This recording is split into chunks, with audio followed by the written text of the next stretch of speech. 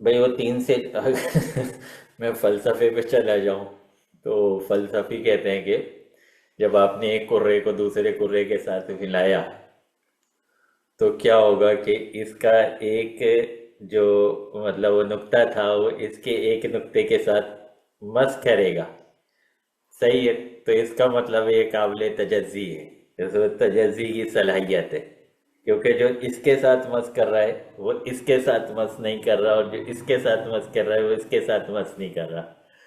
اب وہ پتہ نہیں فلسفہ کتنا آپ کے ذہن میں ہوگا. تو اگر مطلب وہ اتنے سارے لفظوں پہ مشتمل ہے تو اس کا مطلب ٹکڑے ہوئے ہوئے ہیں نا اس کے. بھی تین صفوں میں اگر وہ ہے تو تین صفوں کا مطلب ہے کہ 30 35 لائنوں پر وہ مسئلہ محیط ہوگا.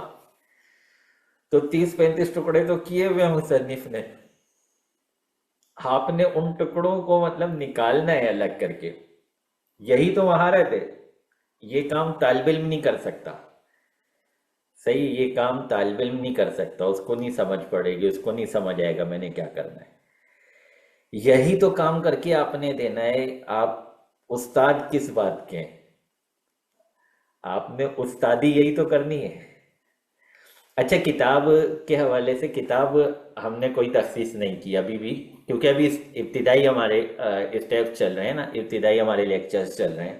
تو کتاب کی کوئی تخصیص نہیں ہے. آپ اپنی پسند کی کتاب لیں. مجھے منطق پسند ہے. صحیح ہے. آپ منطق لے لیں. منطق میں جو ہے آپ ٹکڑے کر لیں ایک سبق لے کے کہ جی اس میں یہ چیزیں الگ الگ ہو جائیں گی.